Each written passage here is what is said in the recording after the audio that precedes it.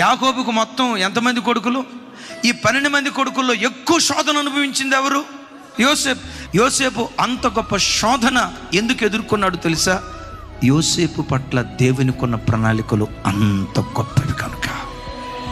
బిడ్డలారా, నీ మీద దేవునికి ఉన్న ప్రణాళికలు గొప్పవి కాబట్టే సాతాను పదే పదే నిన్ను టార్గెట్గా పెట్టుకొని, సాతాను పదే పదే నిన్ను గురిగా పెట్టుకొని ఈ బిడ్డను ఆధ్యాత్మికంగా పడగొట్టాలంటే ఏం చేస్తే ఈ బిడ్డ భక్తిలో పడిపోతుంది, ఈ సేవకురాలు ఏం చేస్తే భక్తిలో నుంచి వైదొలిగిపోద్ది, ఈ బిడ్డ పట్ల దేవునికి ఉన్న ప్రణాళిక నెరవేర్చబడకుండా ఉండాలంటే ఏ పాపంలో పడేయాలి, ఏ శోధంలో పడేయాలి, ఏ అపవిత్రతలో పడేయాలని ఎవరి మీద దేవునికి గొప్ప ప్రణాళికలు ఉంటాయో వాళ్ళనే సాతాను వెంటాడతాడు. జాగ్రత్త. తల్లులారా, నా వైపు చూడండి.